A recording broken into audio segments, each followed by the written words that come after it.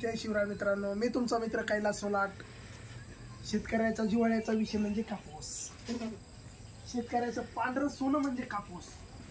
ज्या टायमाला जून मध्ये कापूस लावला जातो त्या टायमाला शेतकऱ्याचं अंतःकरण असं भरून येणारा हा कापूस।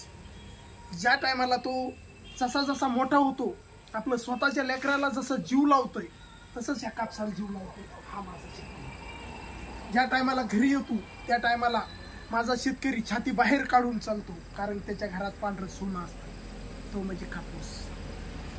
पण आज परिस्थिती अशी झाली की कापूसाला पाहिजे तसा समाधानकारक भाव नाहीये शेतकऱ्याच्या। मित्रांनो, शिशाई मार्केटमध्ये आली, पण शिशाईने सुद्धा खूप अटी ठेवल्या। त्यांना 8 ते 12 मावचर पाहिजे। आपल्या थप्पी मालाला साधारण काल मी एक शिवाजी तांबेचा कापूस भरला होता, त्याला 16 मावचर आलं, तर ती गाडी खाली करू शकले नाही। म्हणून शेतकऱ्याची पाहिजे तशी समाधानकारक परिस्थिती नाहीये। शेतकऱ्याची सध्या होईल तेवढी तर पिळवणूकच व्हायला लागलीये। म्हणून शेतकऱ्यांनी सध्या तरी कापूस विकायला पाहिजे तेवढी गडबड करू नये, कारण की निश्चितच नोव्हेंबर डिसेंबर नंतर 100% प्रायव्हेटचे सुद्धा भाव वाढतील। आणि होईल तेवढं शिशायला खूप म्हणजे ज्याचं काठी लावल्या त्यांनी पहिलं नोंद करणे, मग सिलेक्ट करणे, मग तिथं गेल्यावर कापूस दाखविणे, मग त्यांचं मावचर, मग खूप परेशानी। एक एकरला फक्त 5 क्विंटल कापूस खाली होतो। म्हणून शेतकऱ्यांनी गडबड न करता, घाबरून न जाता कापूस विकताना अतिशय शांततेने कापूस विकायचा।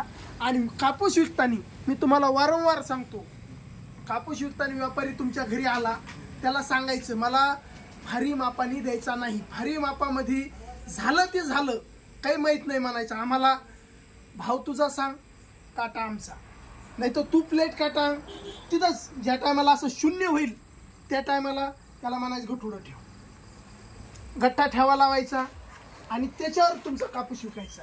जेवढा गठ्ठा असेल तेवढं त्याला द्यायचं। आता हे 44 किलो आहे, 44 किलो आहे, त्याला म्हणायचं काढ।